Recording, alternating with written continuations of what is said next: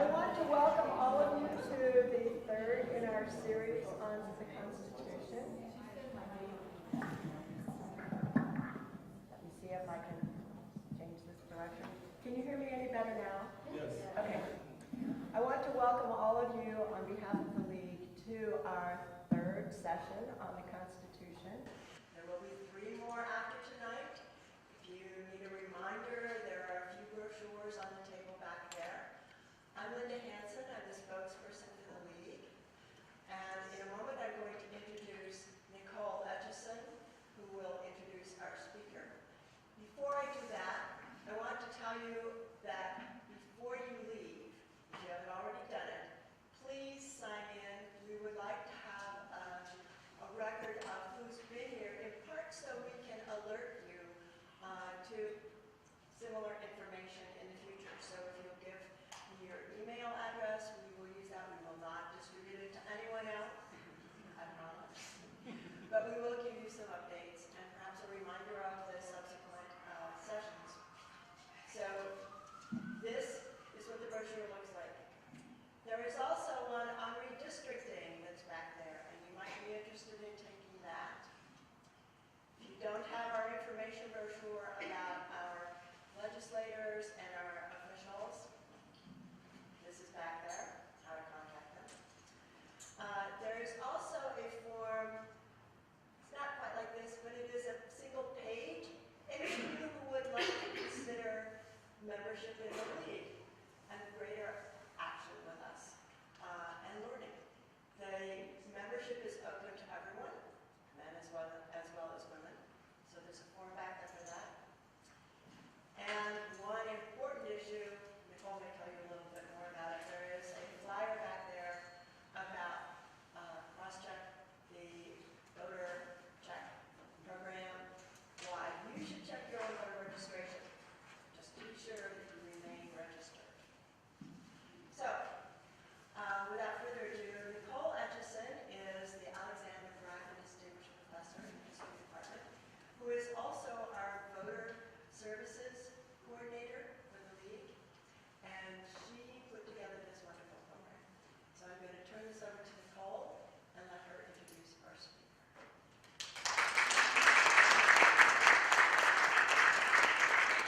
Well, thank you all for coming out again, many of you, and I want to thank Julie for bringing refreshments again this evening.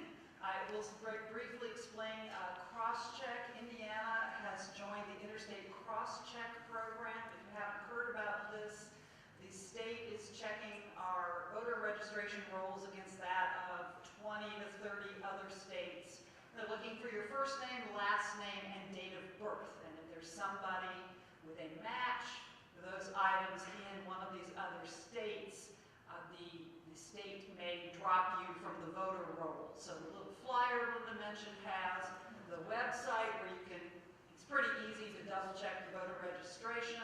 They're doing the cross-check this month, so our recommendation is that you do the double check in about March or April and make sure you're good to vote for the primaries. All right, our purpose tonight, we have as our speaker, Chad Kinsella, who is an assistant professor of political science at Ball State, where he focuses on teaching state and local government and public administration. His research focuses primarily on electoral geography, but he also examines state and local government, federalism, and pedagogy.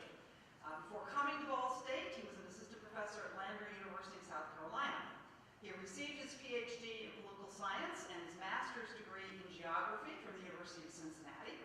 He also has a master's degree from Eastern Kentucky University in public administration, and he has worked in political and nonprofit fields, including at the Council of State Governments and for a member of Congress. He earned a bachelor's degree from, and he has it as the Georgetown College. Are they like Ohio State? They insist on the. Kind of, we can't become Georgetown University because there already is one. That's better known. The Georgetown College in Kentucky, where he had a double major in political science and history and was also a member of the NAIA 1999 National Championship runner-up football team. Member only, I did not say played. And he very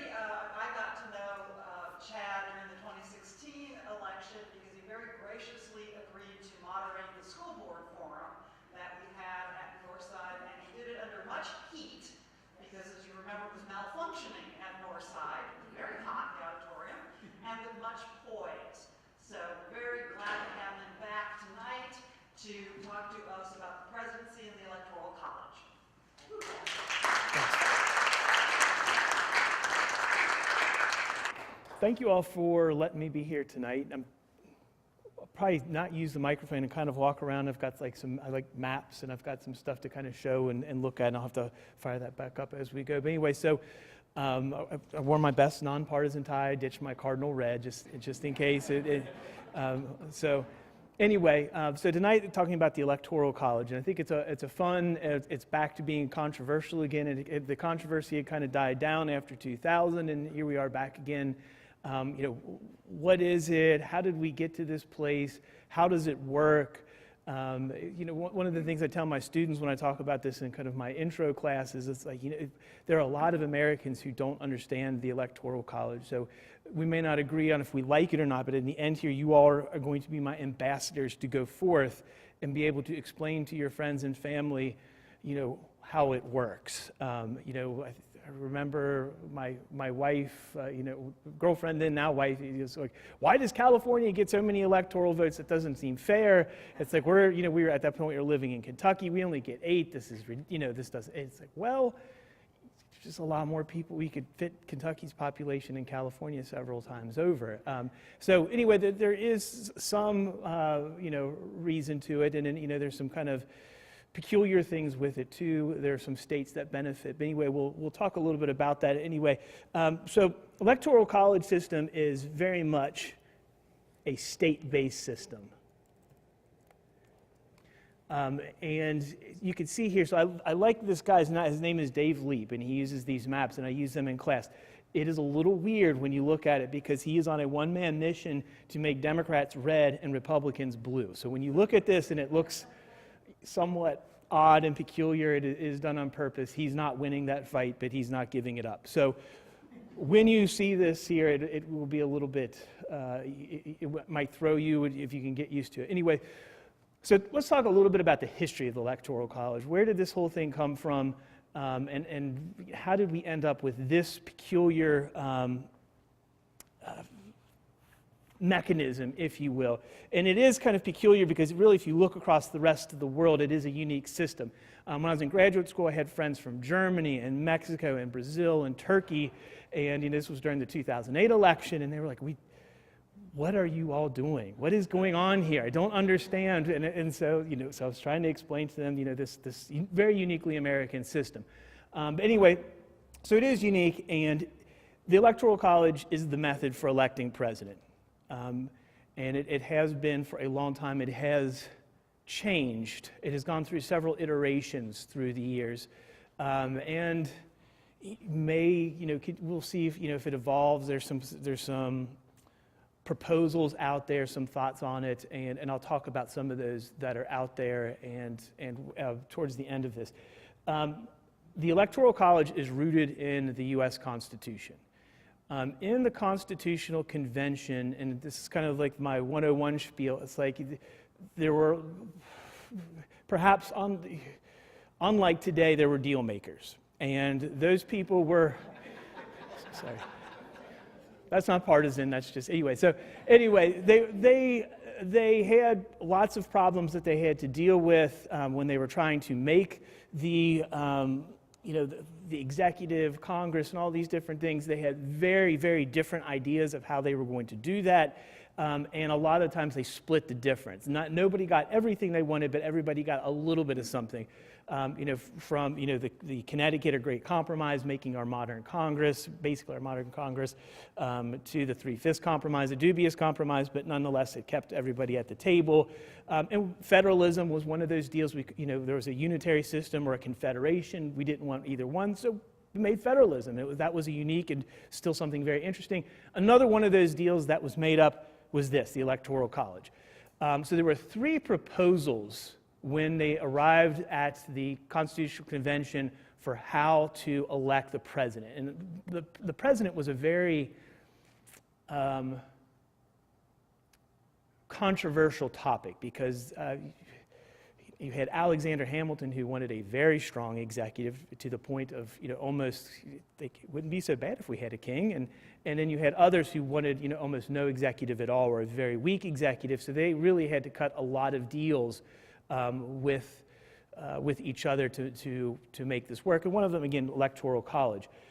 three proposals were put out there about the electoral, or before it was the Electoral College. One of them, Madison actually could have wanted basically a popular vote done. And at that time, about 4 million people strung across 13 states, the technology, the difficulty would have been quite extreme, even though it was only 4 million people, if you think about it at that time. But anyway, so that was a proposal out there, was basically a form of a popular vote. Charles Pinckney, again, he is a famous South Carolinian, and having lived in South Carolina, his name is everywhere. There's a couple of people, him and anyway, and a couple other of South Carolinians, but he is one of the famous South Carolinian, and one of his proposals was, and again, the South was very elite-driven, and still that in their political culture today, and one of the ideas was Congress should elect the president. So almost basically a parliamentary system, very similar to what Europe has. There was also another proposal to let the state legislatures elect the president. And so ultimately you had this go back and forth, and what they ended up doing was the Electoral College. So the Electoral College, ironically, was started, and the thought is that it would be a way for people in the know to vote for a president, and it would be a way to keep parties tamped down. So there was this fear of parties. Yes, that's one of the great ironies, perhaps, of the whole thing. But anyway, so there was this fear of parties at the time, and I can't remember the British author's name, but many of the Americans who were at the Constitutional Convention were aware of it, and the idea was, and Washington very much embodied this, like parties are, bad almost to evil. And it was kind of like this, the Electoral College was thought to be a way to keep those parties out. And now, in fact, basically keeps the two-party system, one of the ways which would keep it going. Anyway, so you have this system that was proposed, and the idea being is that each state would have electors based on population. Those electors would cast 2 votes, and one of the fears was also that you would cast a vote, like all your votes for your most famous, your home state guy. But they made it so there's like 2 votes, one for your home state person and then one for somebody else, and that was the way it was going to work. The 12th Amendment came in. You had Aaron Burr and Jefferson receive basically the same amount of votes, and there was a lot of political wrangling, and we almost had Aaron Burr as president, which Hamilton obviously didn't like. But anyway,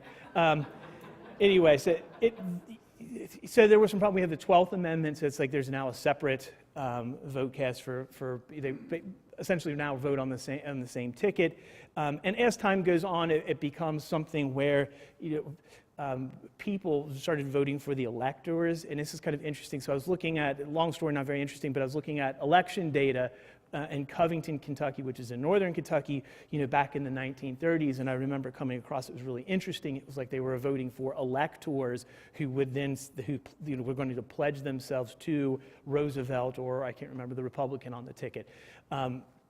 So now basically we have a system, we simply vote for a person we want for president, and the electors go on and are supposed to, and I'll get to that, there's problems with that as well, they're supposed to go on and vote for that person based on what the state wants. So that's kind of a brief history of the Electoral College. It's kind of an interesting system, and it was kind of a deal that was made at the Constitutional Convention. So those were the proposals. So thinking about the modern Electoral College, how does this thing work? How do you determine how many electoral votes that a state has? Real simple, and again, the original way of describing it is how they have it. If you ever want to know how many electoral votes that a state has,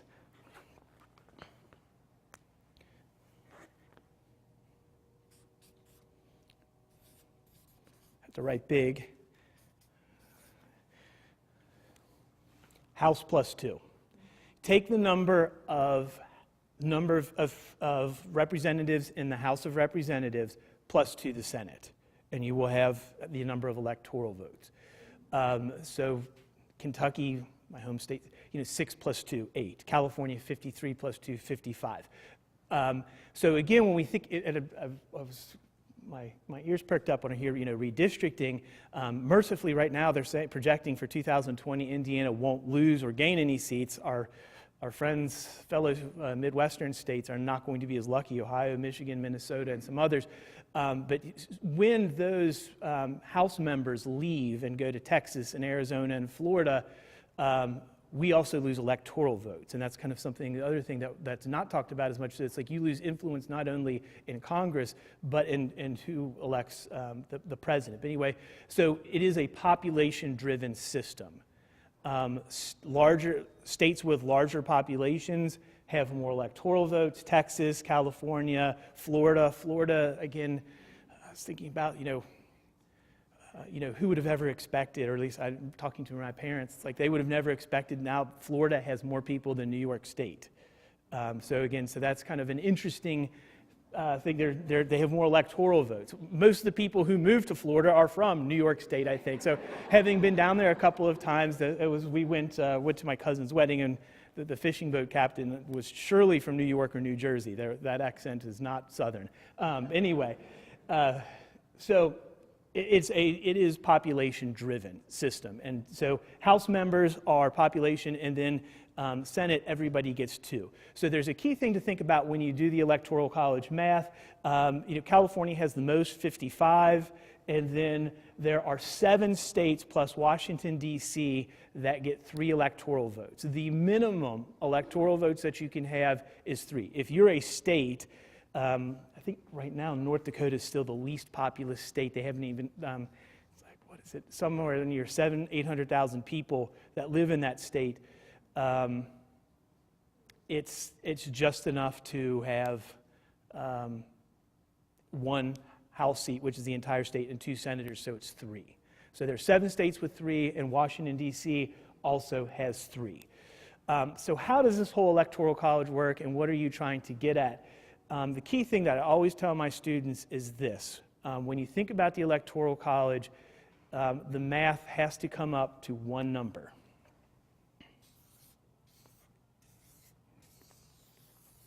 I got to complete that 0. 270 electoral votes. So if you ever work on a presidential campaign, or if you run for president, the only number that you ever need to think about with the Electoral College is 270. If you win more, good for you, icing on the cake. If you win less, you lose.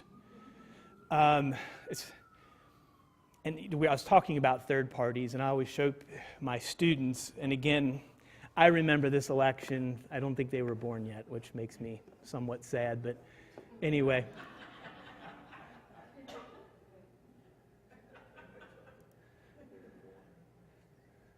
(1992), which many of them were not born yet. So I'm talking about this, and I remember this. I was very excited. I thought, we're going to buck the two-party system. Well, at least I was too young to vote at this point. I remember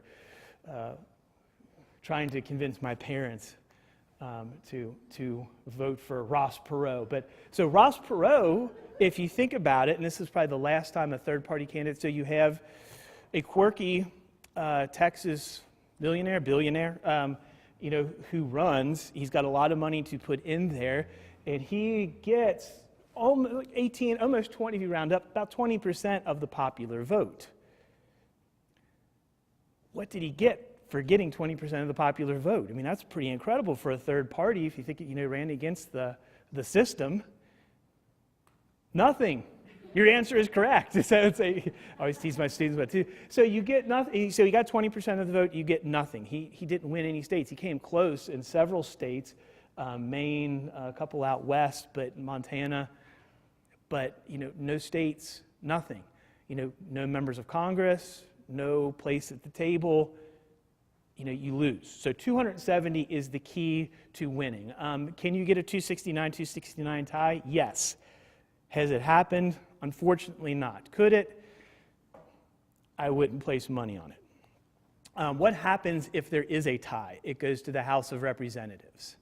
The last time that we went to the House of Representatives, to get my date right,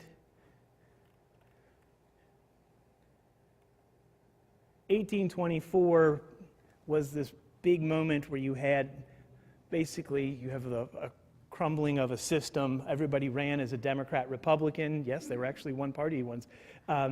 Andrew Jackson got the most votes, didn't get enough electoral votes. It went to the House, and John Quincy Adams was elected, forever making Andrew Jackson mad. There was the corrupt bargain, allegedly, with Henry Clay. Henry Clay, famous Kentuckian, went and made a deal with John Quincy Adams and got his people to switch over, and it gave them enough states in the House to win. And I think Andrew Jackson eloquently said when he was leaving after, it's like, do you have any regrets, Mr. President? And one of them was he wanted to shoot Henry Clay. So he did not forgive or forget Henry Clay for this debacle. So it could go to the House. Will it happen? I'm sure in 2020 there will be some newspapers that will run some possibilities that they'll switch some states around and do this and that. The odds of that happening, I think, are very slim to none. Not that I wouldn't favor it happening, just because it would be incredible to see. As a political scientist, I'm more interested in the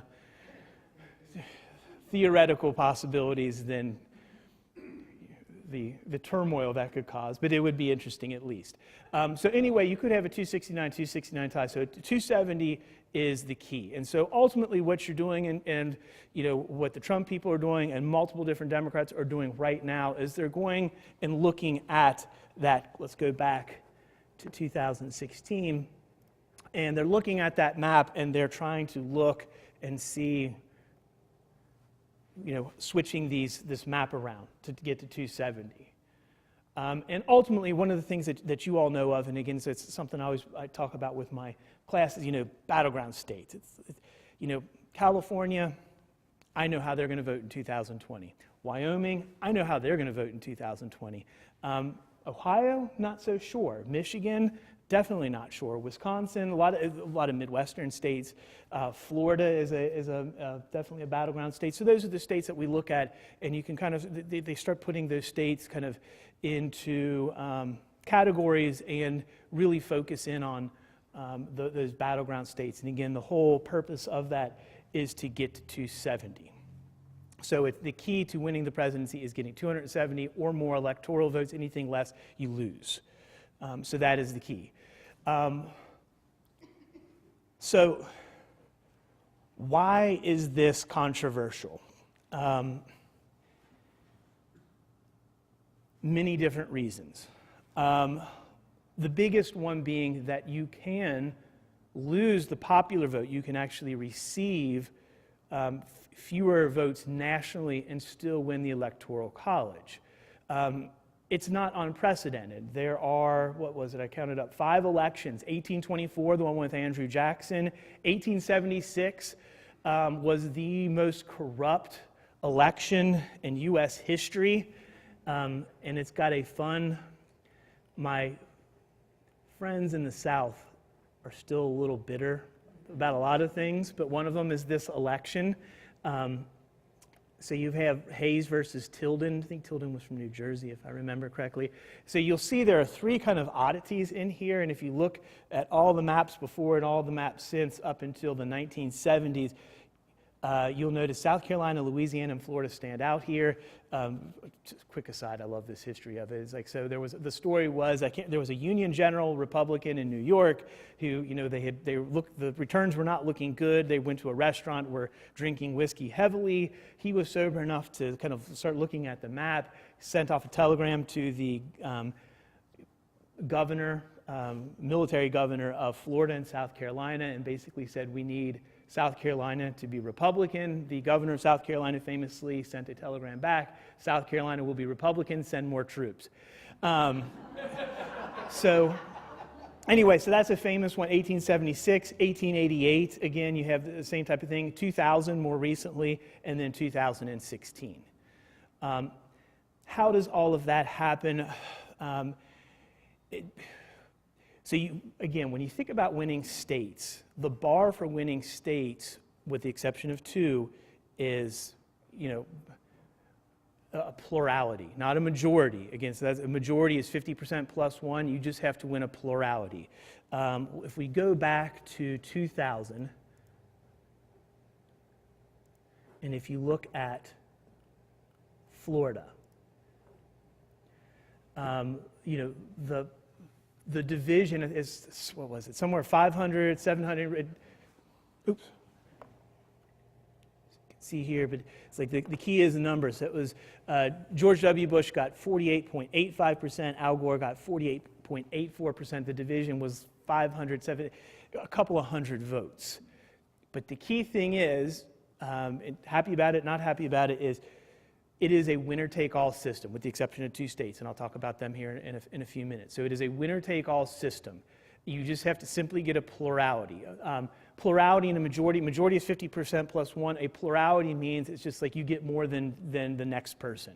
It doesn't mean 50% or 50% plus 1. As you can see here, and this happens several times in states, it could be 48 point something percent. You still get all. It's a winner-take-all system. So there is no consolation prize for second place, even if you come within a couple hundred votes. So that's another key thing to think about with the Electoral College. It's a winner-take-all system with the exception of the 2 states, which I'll talk about here soon. So that is very controversial. People get very upset about that. And so that's how the system works, and that's where we are. Now, there have been some proposals for how to change the Electoral College. Let's go and look at those 2 states that I referenced. There are 2 states who have done a very interesting thing. Let me scroll down here. Nebraska and Maine, the huge metropolitan states of Nebraska and Maine, with a combined 9 electoral votes, which is less than Indiana. Anyway, I can't remember which year, they have a system where they divvy up their electoral votes. What happens is this. They have a system where you can win a congressional district, still lose the state, but still get electoral votes. So Nebraska has 3 congressional districts plus 2. So you get a bonus 2 for winning the state. In 2008, President Obama won 1 electoral vote from Nebraska. In 2016, President Trump has won 1 electoral vote from Maine, out of the 4. The other 3 went to Clinton.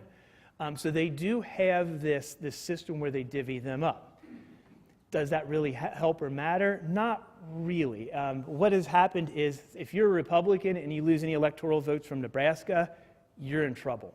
McCain, case in point. If you lose any electoral votes from Maine, as a Democrat, you're in trouble. What is happening more recently is there is a possibility that 1 electoral vote in Maine could remain Republican, and that 1 electoral vote in Nebraska, what is that city there? Anyway, it will probably remain Democratic, but ultimately then it's moot point. Why don't other states do this? We're waiting, and I think we'll continue to wait. Colorado in 2004 actually had a proposition on the ballot to divvy up, all kind of Nebraska and Maine, their electoral votes. It was voted down by the voters, right as Colorado was becoming a battleground state. So that probably worked out pretty well for them. California, it never made it beyond a proposal, and it was done by and paid for by Republicans in California because they're like, we got to get something out of this. And really, if you look at it, there is a possibility they could get somewhere around 20 electoral votes out of California if it were a proportional system, but there was no interest in that. So you have, that was a proposal. Another proposal, there's this national popular vote that has been, so there's been several states, Massachusetts, California, DC, Hawaii, Illinois, New Jersey, a lot of Washington, a couple others. They've basically passed legislation to get on an interstate compact. What is an interstate compact?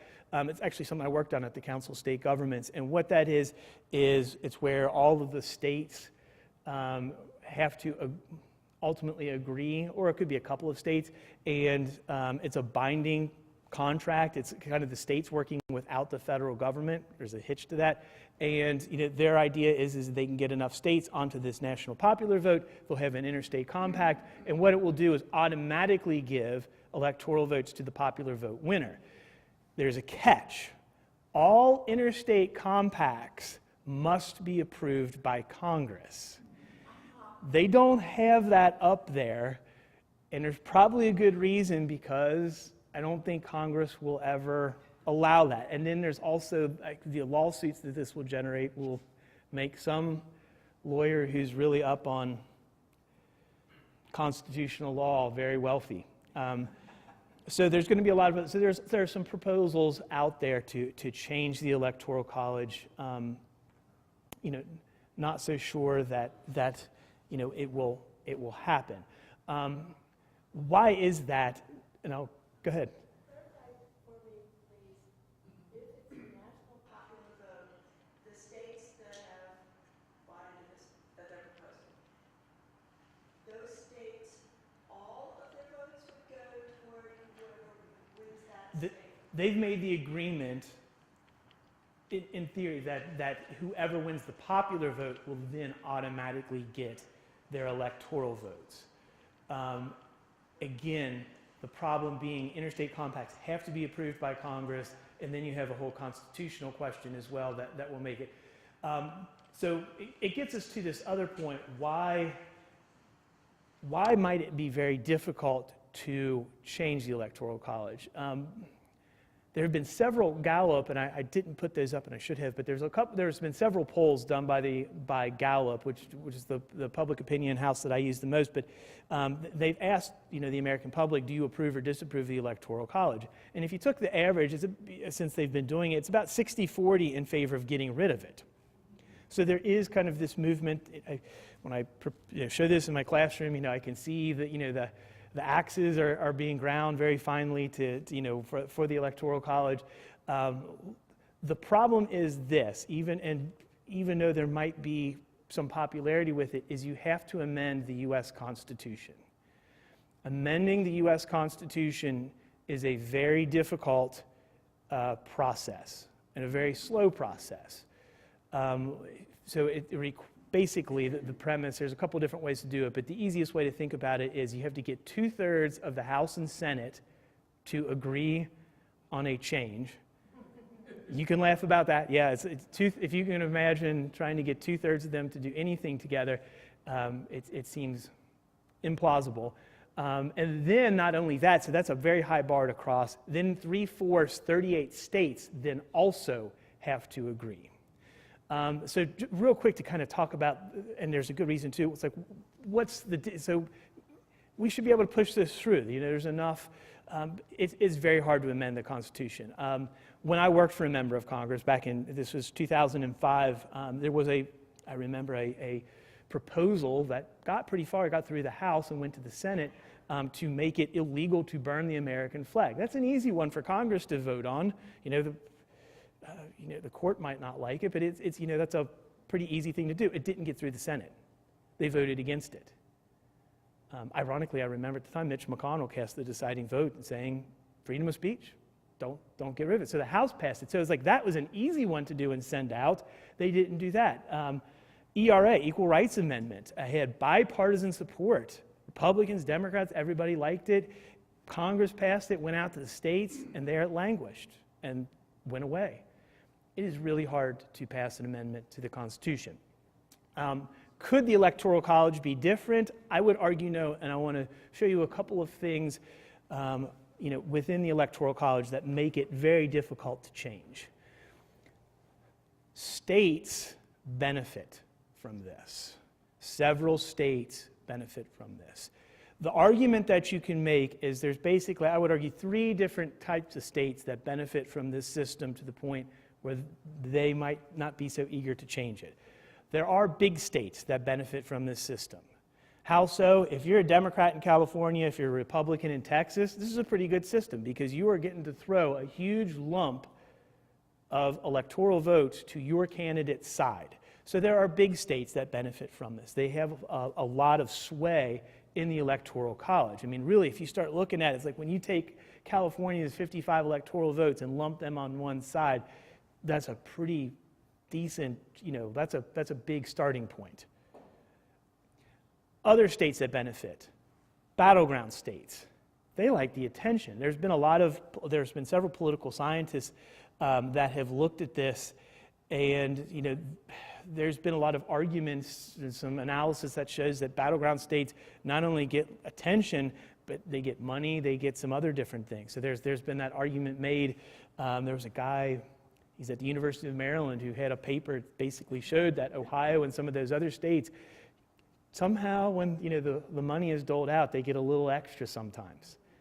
And Ohio likes it. I remember in 2012, my home newspaper, the Cincinnati Enquirer, ran a front page ad. They were very, very distraught that there was one day during election season where no one from the wives or a vice president or presidential candidate didn't come to Ohio. What were they to do? They said, what are we, we're not to be entertained today. Those are some things, that those battleground states get a lot of attention. The other group of states that really benefit from this system are small states. So if you were to move to a popular vote system, and I always ask my classes, where are those candidates going to go? Are they going to Iowa anymore? Are they going to go to New Hampshire anymore? They maybe get something in the Boston paper or television or something like that. Are they going to go to some of those counties that they went to in Ohio? I don't even want to go there. Anyway, so there are some places that get a lot of attention now that will probably cease to get attention. The other thing, even more so, more important to all this, is if you add up the numbers, small states benefit from this. Something I always show, and this is one of my professors always showed me, is this. If you take the 7 small states, we're going to throw out Washington, D.C. for right now, 7 small states, they get 3 electoral votes. You've got North Dakota, South Dakota, Wyoming, Delaware, Alaska. Let's see, who am I missing? Not Rhode Island, not yet. They might be back down to 1 soon. I've got them written down here.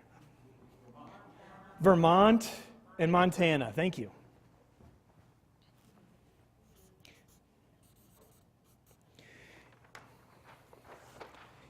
Seven states, 2, 3, 4, 5, yeah, okay, that get 3 electoral votes. Okay, simple math. Oops. 21 electoral votes. So what? How many people live in those 7 states? I did some quick rounding, and if you look at it, they've got about 6.5 million, 6 million, 6.5 million, not many, how about that? It doesn't equal 7 million. So we'll say it's 6 million. We even give them the benefit of the doubt, 6.5 million. Okay, so what?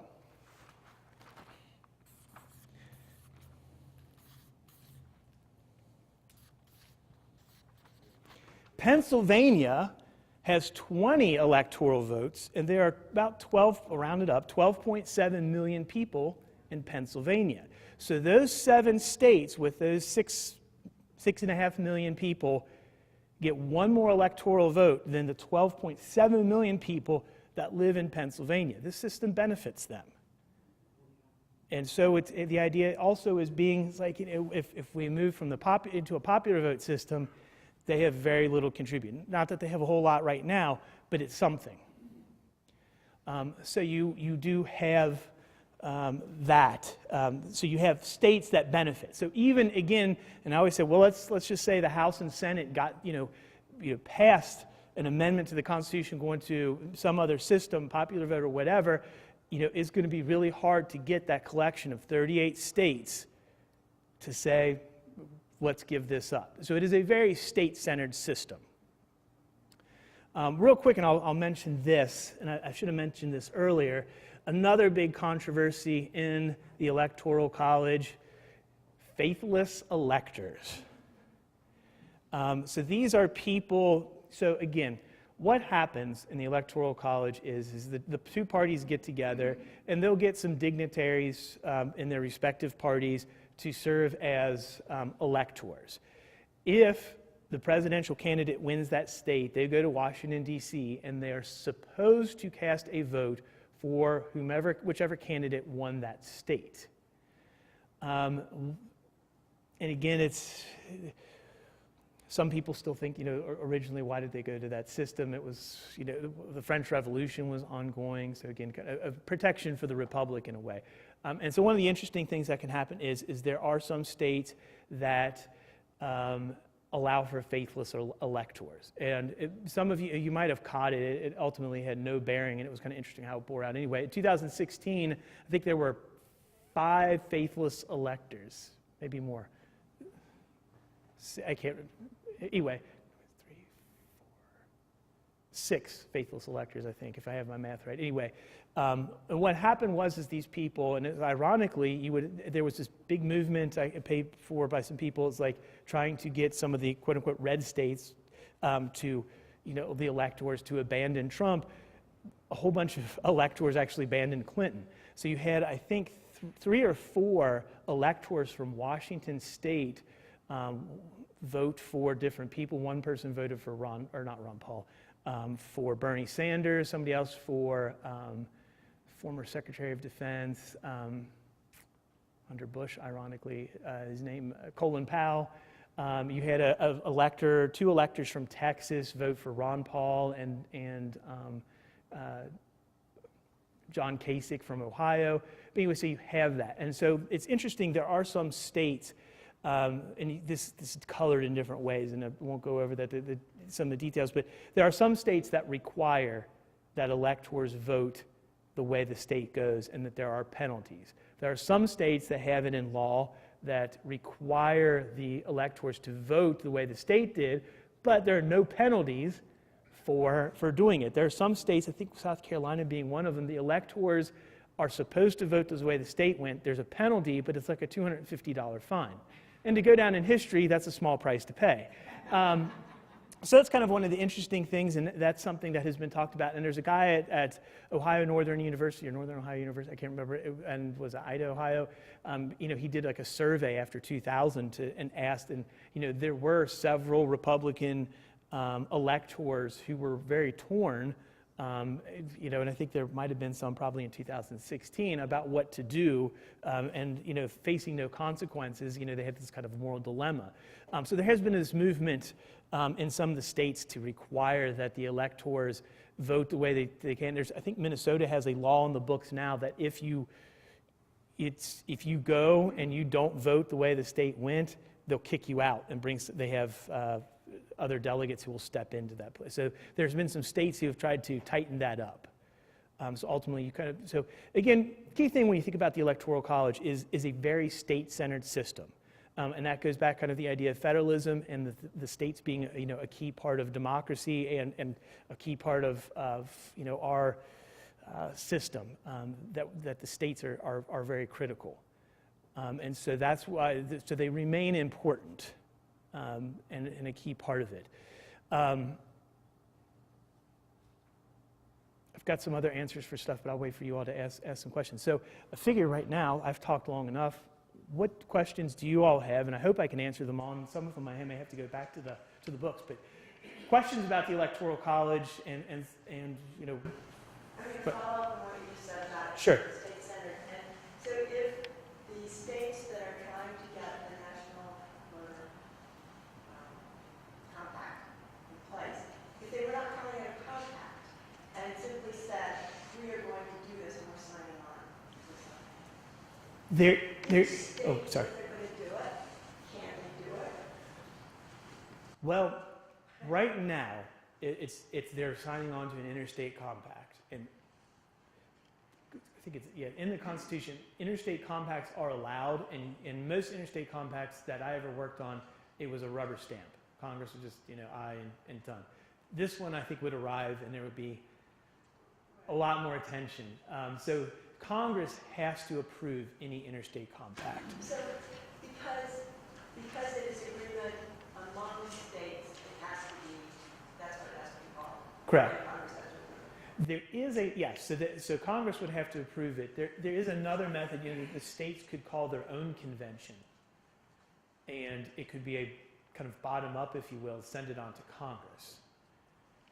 That is a rarity. It might be interesting to see it happen, but so ultimately, what has happened most of the time when there's been a constitutional change proposed, usually it goes through Congress first and then is sent down to the states.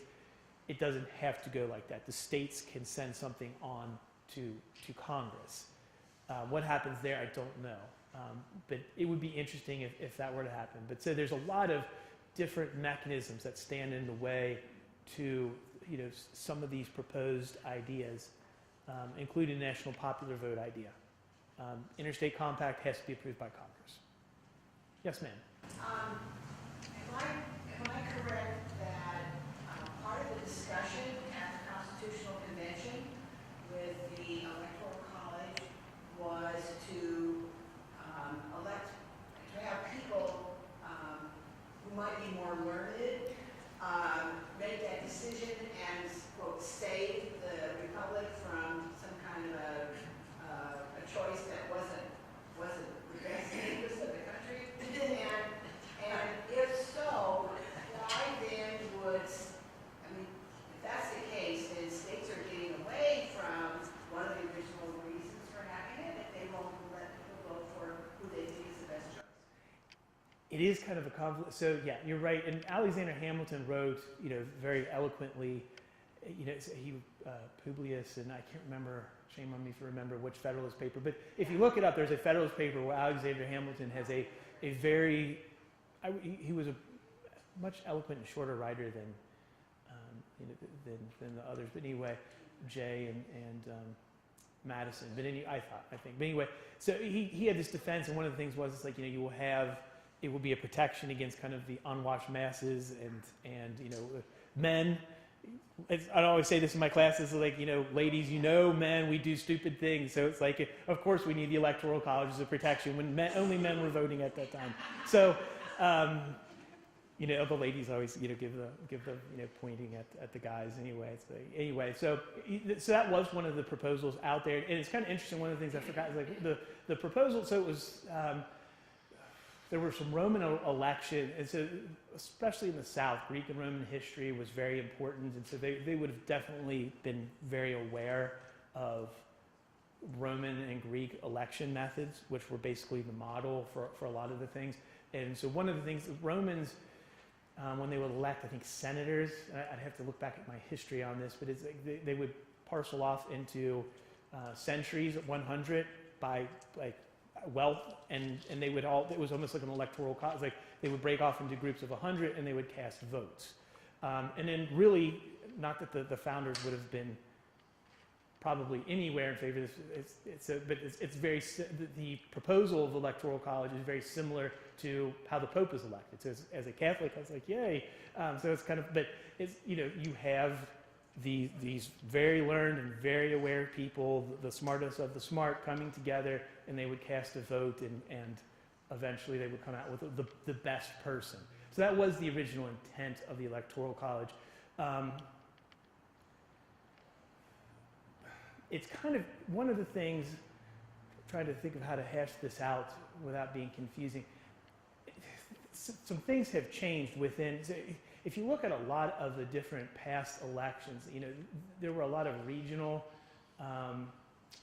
partisan leanings. It was very state-centered. It's like, having lived in the South, and ironically, so I had two other colleagues in our little political science department. Both of them were born and raised in South Carolina. They had me teach Southern politics. Which was very, I learned a lot about that. And it was a really interesting class. But the South was the solid South. Everybody voted Democratic. Or didn't vote, but that's another story for another time. Anyway, not a nice one. But it was like, so it was everybody voted Democratic. It was very regional, and then the northern states voted a certain way. So again, it was very regional and state-centric, and that kind of where a state kind of gets together, and this is the best person for our state. That that has kind of broken down. You know, looking at Maine and Nebraska is a good way. You've got like Omaha is voting, you know, and that gets into kind of this geographic polarization, they say. It's like partisans live in certain areas. And it's no longer that they all live in South Carolina or Connecticut.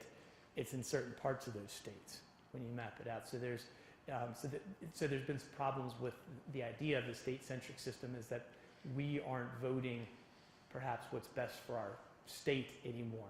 The state is not unified in like saying, hey, let's get this person. And it's really interesting if you look back at like some of the, even after the Civil War, some of the different things. I can't remember, there was one of the Republican, maybe it was Garfield or something like that, ran on a thing. It was like, you know, he's trying to attract Midwestern states. And it's like, hey, I'm going to put in tariffs. I'm going to make sure that workers, you know, do this. And, you know, so leaving the South out, but he was like, you know, really going after the Midwest and the Northeast, you know, the industrial areas, like going after those states.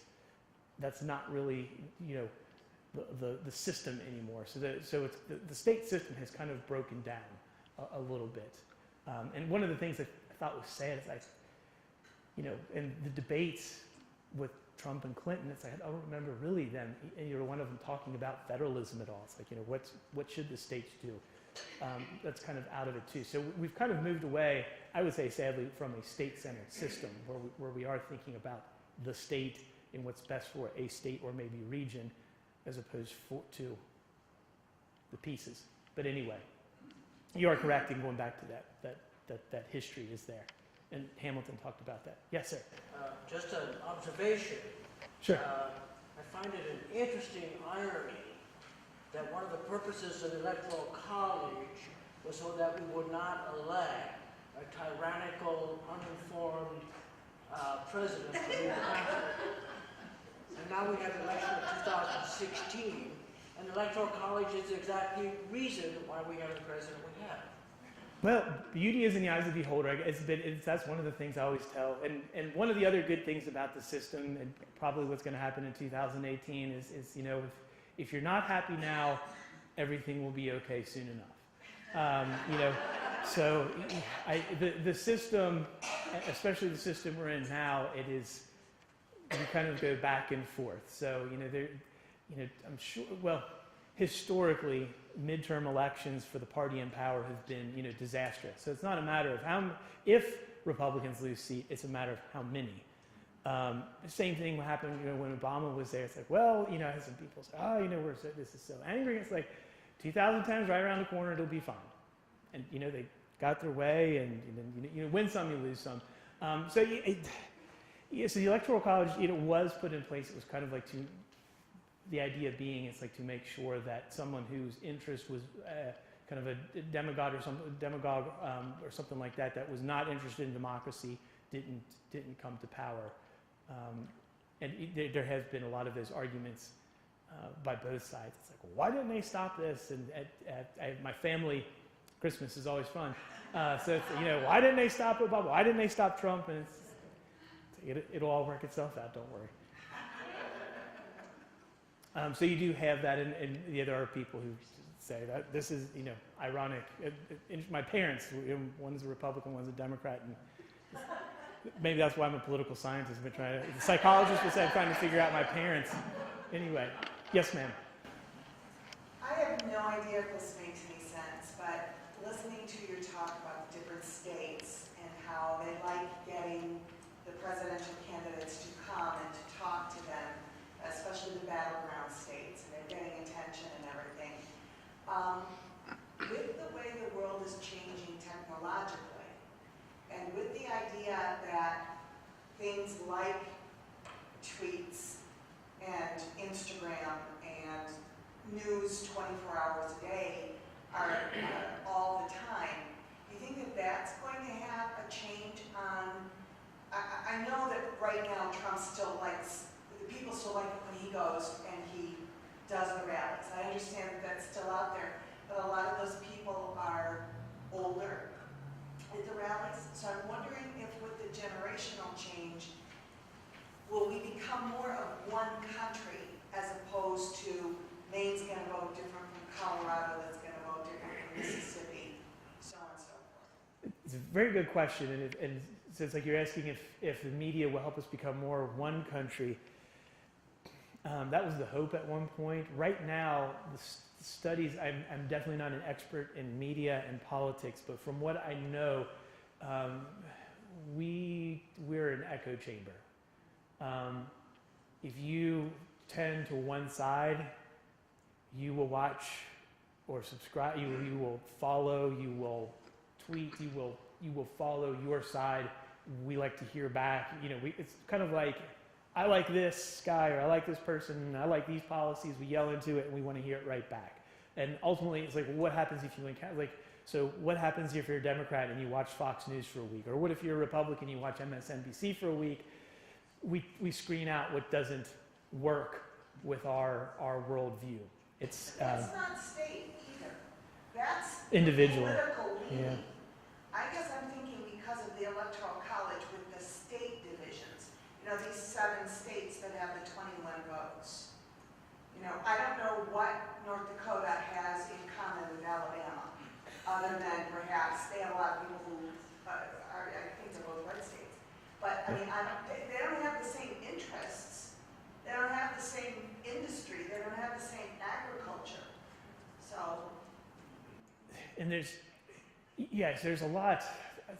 One of the interesting things that has also happened in our modern system, and there's like a new book that just came out on it, is the polarization. So for a long time, and it's almost hard to imagine a different system than what we have today, it was almost thought to be impossible. And I was reading something about Nixon talking about this, and he thought it was impossible and almost insane to think about that the parties would go after an ideology.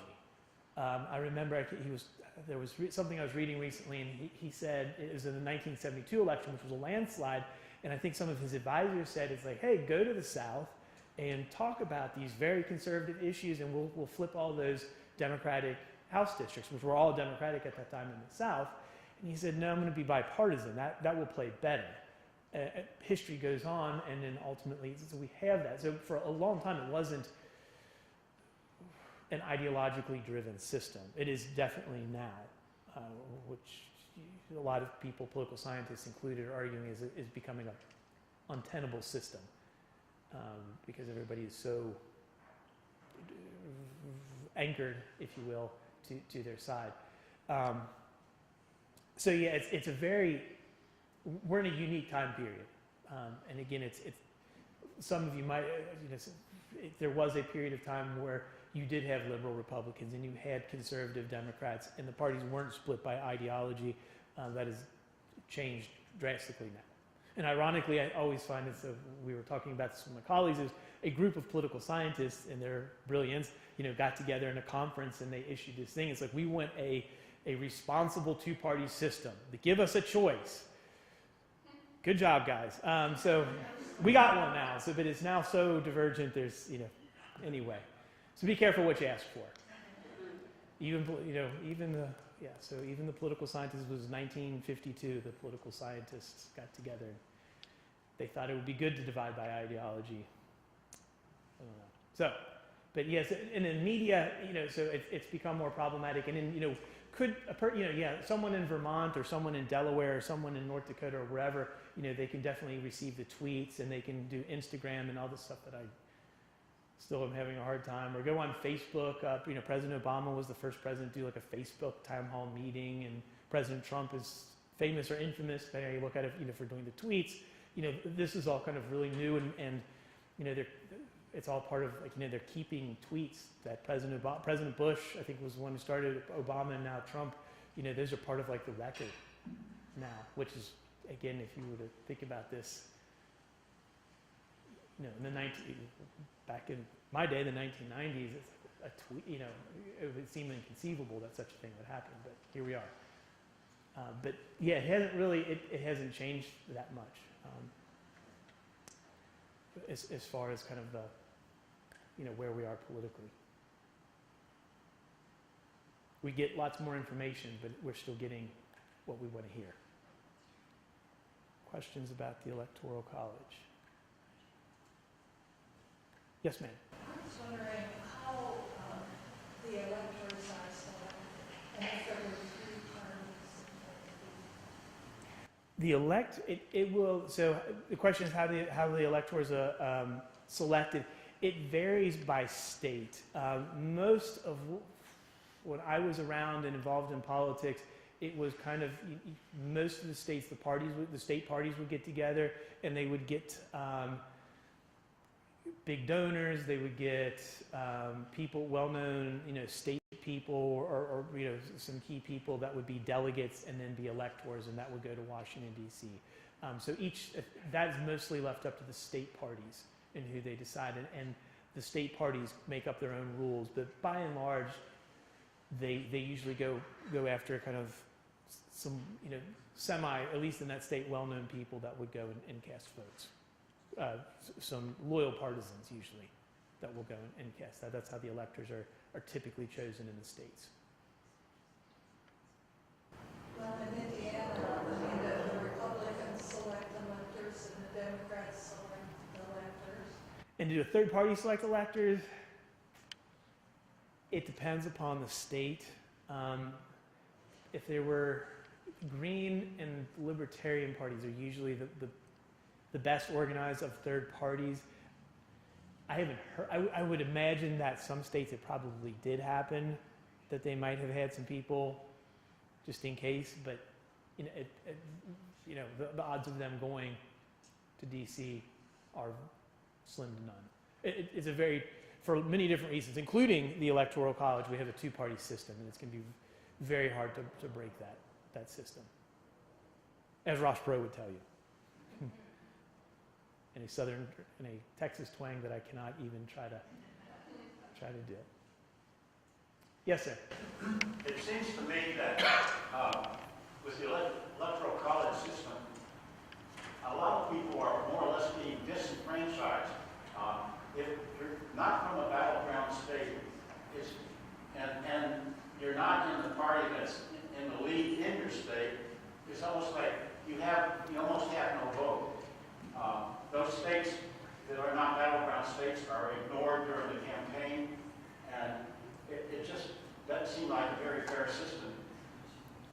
That is one of the big arguments, and usually what I tell my class that's a good point, I'm glad you brought that up, and again, the question is, what do people do if they're in a red state or a blue state and they happen to be not part of the dominant party? What do you do? Is your vote wasted?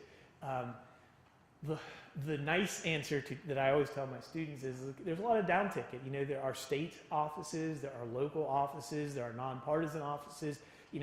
One of the things that we know very well here in Muncie is like your city council and your school board really matter a lot, and they will have a lot more to do with your daily life than whoever we elect president. That's the nice answer. The ugly part of it is it is difficult.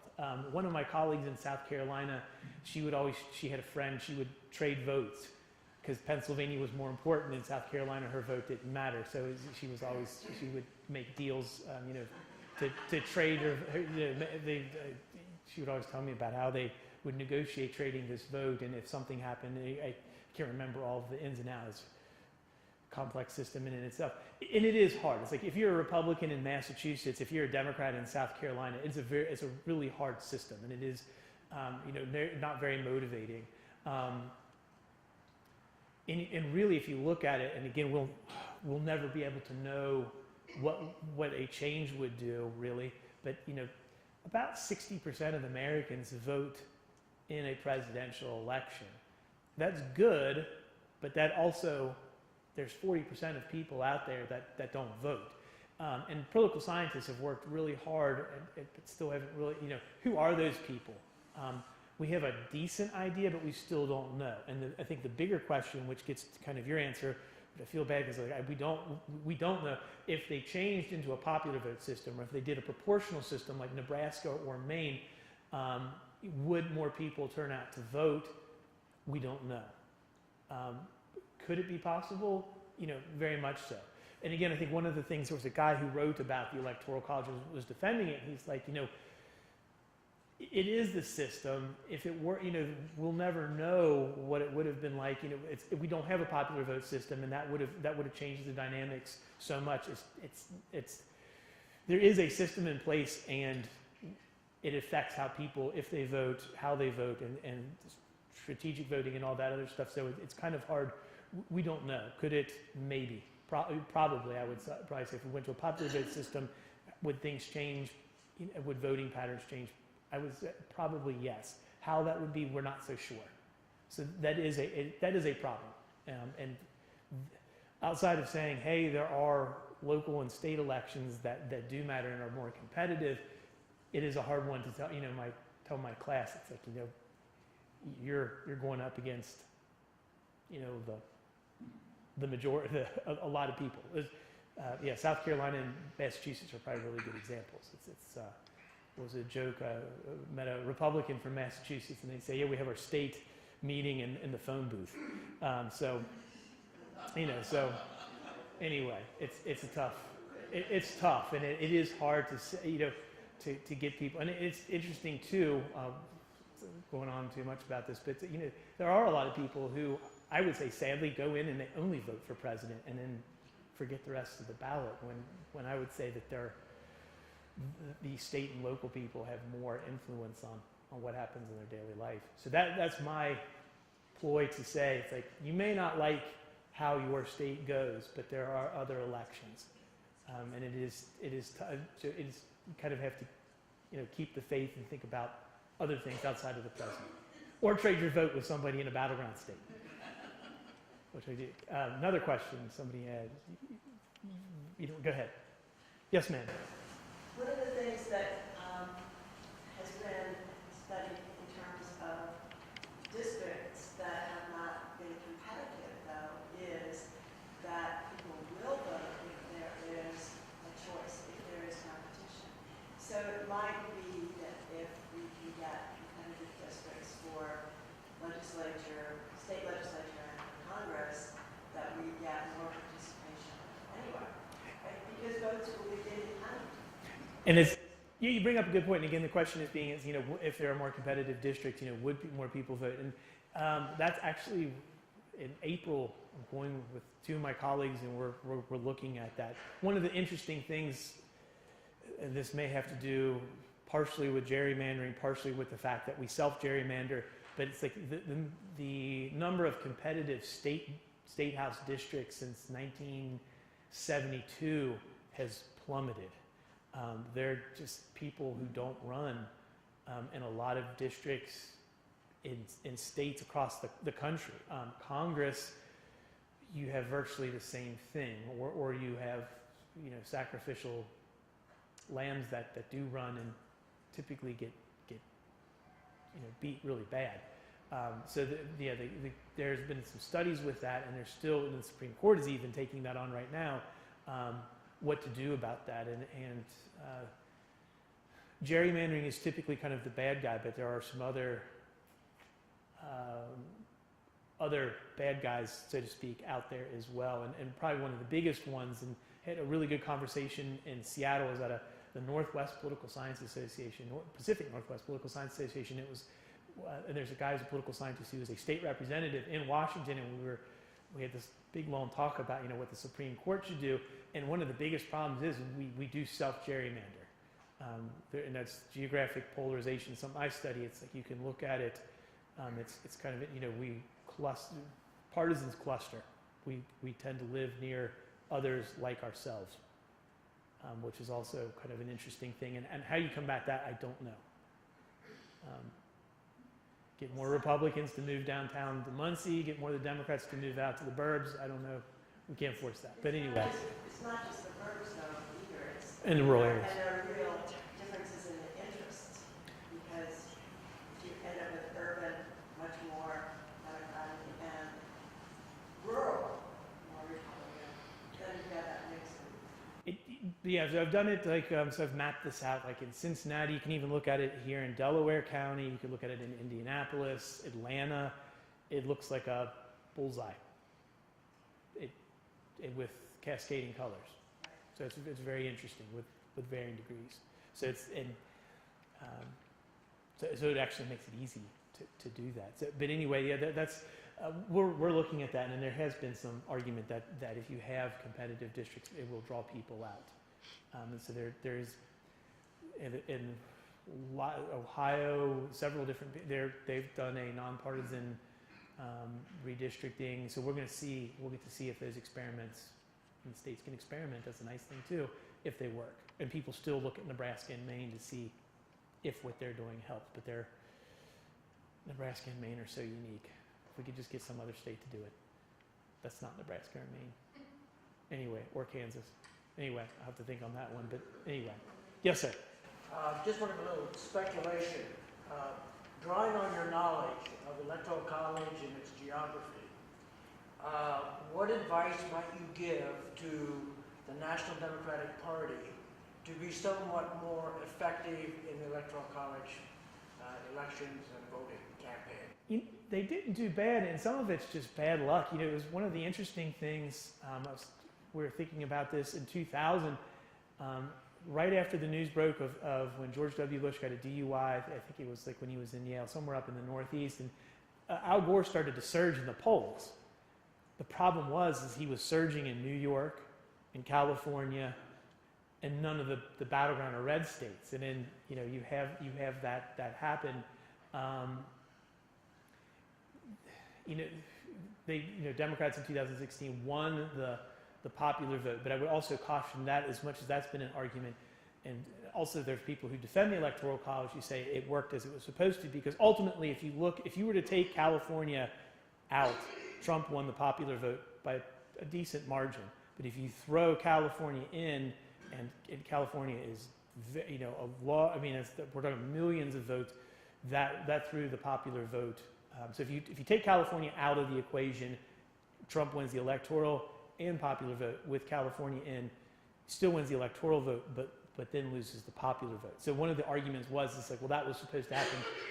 One of the other arguments is with the Electoral College is you have to win a broad coalition of states in order to win, and not just run up the score in your home state, which was one of the things they feared as the home state people. But anyway, so what other thing, trying to think of. I might ask, does it suggest that Democrats need to have a more moderate kind of midline kind of candidate, as opposed to, say, Elizabeth Warren or Bernie Sanders? I don't even know if that's the case. At one point, I remember in the Republican, I was like, I was thinking it would be better that I was like, if this Trump guy wins, he's going to get killed. So that was so we actually, a quick aside, if you allow me, I know the time is short, but so we had this, there were 5 of us, and we talked on this political panel right before the election, and we had this giant group of students all interested. All 5 of us, came and said, Hillary Clinton's got it locked up, don't worry about this. 2 weeks later, we had a panel, and we all had to come and eat crow. So it was kind of interesting. It's like, anyway, that was kind of hard, glaring at us. It's like, we can make predictions, but we don't know everything. Sometimes politics is fickle. So it might just be, I don't think Hillary Clinton was a particularly good candidate. I don't think people were excited. And the big thing, and there's still a lot of research going on, is like, what did the Bernie people do? Did they stay home? Did they vote third party? And there's still some research into that, trying to figure out. I have a student who's working on it. He's from where not mobile homes are built, just north of here, Elkhart. So he's looking at Elkhart at the primary, Democratic primary, and like where Bernie did well, what happened in those precincts. We still don't have an answer yet, but and really Bernie was supposed to, think about it like this. So Bernie he was not a Democrat. He was an independent from Vermont. It's like for 3 electoral votes, and he's an independent socialist elected from Vermont, jumps into the Democratic primary. And it's like, by all accounts, that person should get beat bad. He didn't. And he stuck around, and it was pretty close. I think that probably should give a lot more people that study all that, including me. I cannot take myself out of this, pause to say something is amiss here. And so I think that, and I think Of course, and then there's some kind of scary things. It's like, there's been talk of like Oprah running, and I'm sure Oprah's a very nice person, but that's kind of like to me, like you're getting a different side to the same coin. Somebody who has no experience in government, if they run government, what's going to happen? And you might see this different person, different policies, but the same type of thing. So there are some really interesting people, and I think people like Cory Booker is from New Jersey. He's run a city. He's a senator. He's got some really football player from Stanford. So it's like so there's some people that are possibly getting into the race that have some good qualifications that could excite people. One of the things that has come out, also political scientists, African American vote did not do very well in the 2016 election, as opposed to 2008 and 2012. So it's really, there are certain people that excite certain groups more than others, and so you have to have that excitement factor. But the primaries, you can't really, the parties don't get to pick anymore. So it'll be interesting to see who wins in that primary. And they need to also be aware and not, one of the big mistakes also in 2016, and I think I've belabored this too much, but it's like, I think they assumed too much that Wisconsin and Michigan and a lot of those Midwestern states, the blue wall, Pennsylvania was fine. And of course, I was guilty of this too, so do as I say, not as I, or do as I say, not as I do, I guess. But so I think they were a little too comfortable, and they do have to, you have to watch out for certain states, especially in the Midwest. In Pennsylvania is back on the battlegrounds, which I never thought it would. I thought it was always fool's gold for Republicans like Mitt Romney. But so they really need to keep their pulse on that and not assume too much. So those are some of the things they need to. Hopefully, they'll have a more, perhaps a charismatic,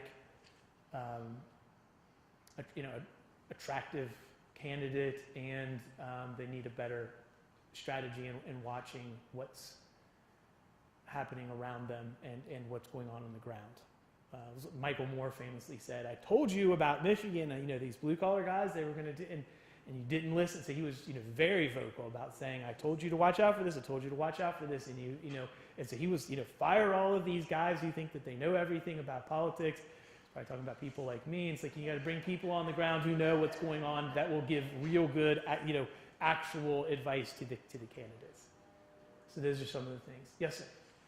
Is there a way, without changing the Constitution, that the federal government could pass a law forcing the states to go to a proportional system?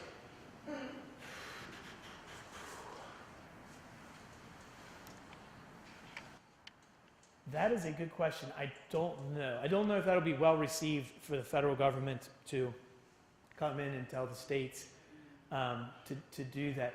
The states can do a proportional system, and what is one of the things that continues to surprise me is that more states haven't talked about it. So we're still at Nebraska and Maine, and I remember in 2004, because I was really interested in it, I worked in politics, I was still working in politics at that point.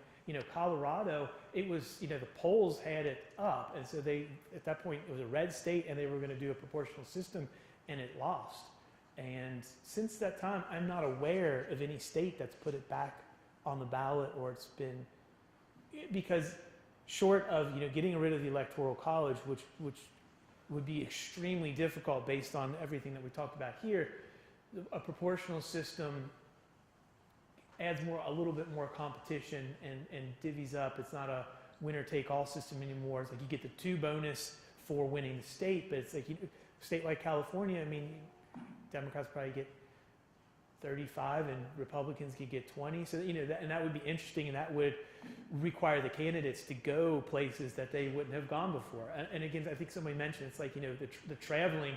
I remember in 2012, I had a class on presidential campaigns and elections, and, they were totally, it's like, how come nobody comes to South Carolina? And the New York Times had this really good display on, what's, where, you look at Pennsylvania and Ohio, I think it was Michelle Obama and Mitt Romney came twice, and they went to Charleston, and they had fundraisers, and they left promptly. So there was 3 visits, And then it's like, and then Ohio, it was every day, -1 that they were disappointed about. You could probably do the same thing. Kentucky got some because people would fly into CVG, which is in northern Kentucky. Don't ever freak out if you fly to Cincinnati and you're in Kentucky. You're at the right place, you just got to cross the river. But it's like they would fly in there and then cross the river. So Kentucky's got bumped up, but they weren't visiting Kentucky, they were going to Cincinnati. So usually like some of those states, like and Mitt Romney would go to California a couple times, they'd go for fundraisers. So and that's like you go in for a dinner, give a nice speech, rake in the cash, and you leave quickly. So outside of that, a proportional system seems maybe be the only way to get at the system more directly.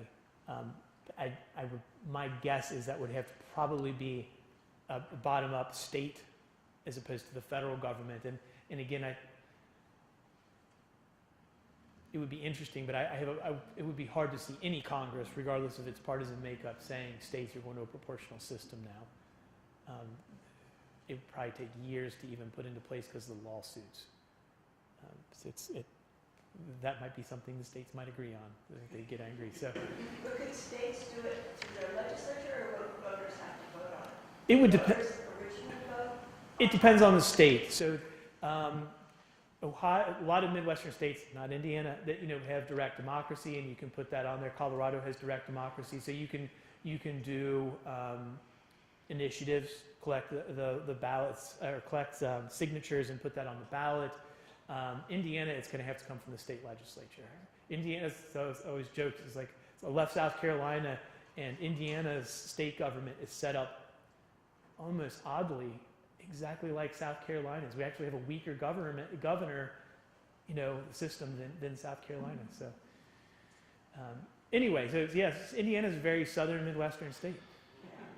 Somebody told me it was the Mississippi of the Midwest. I don't know. Anyway, so that didn't come from me, so don't be mad.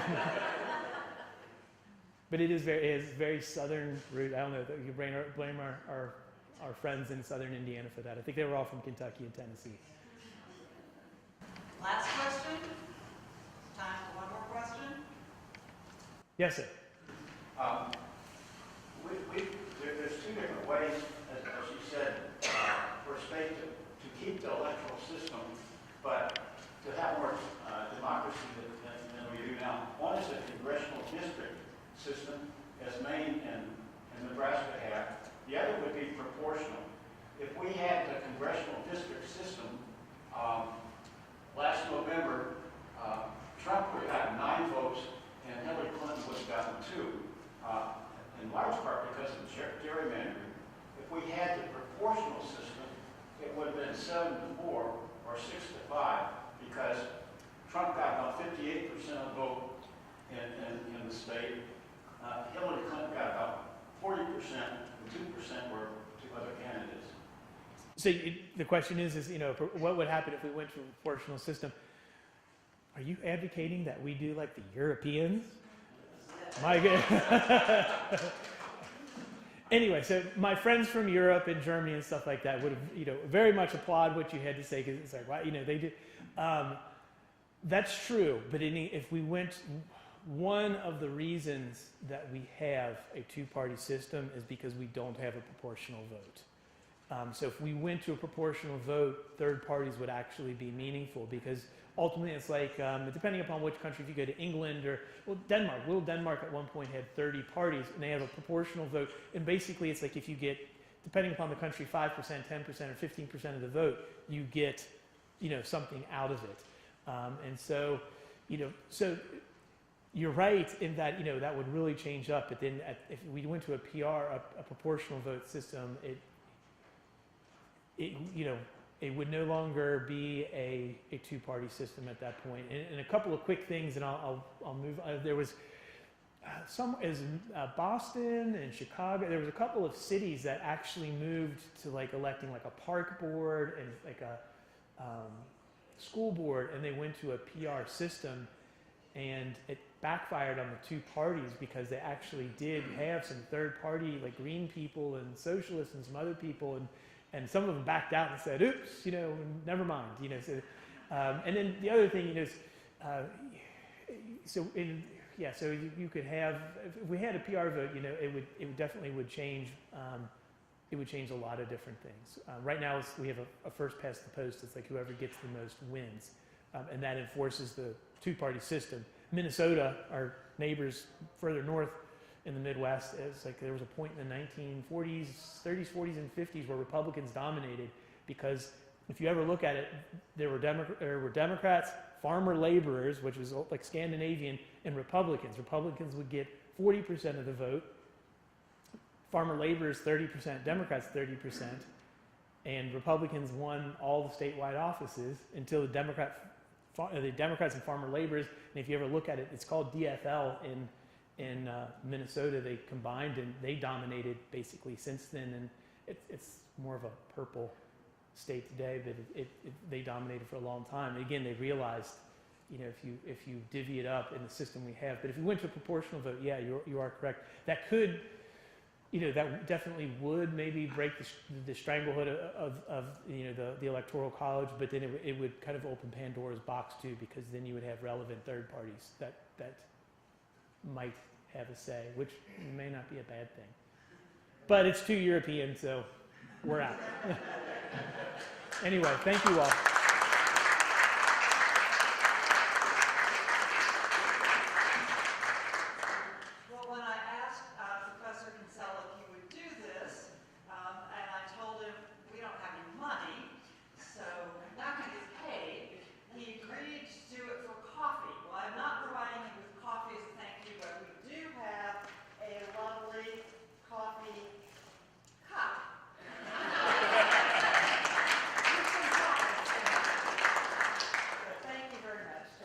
It was a pleasure. Thank you all for having me.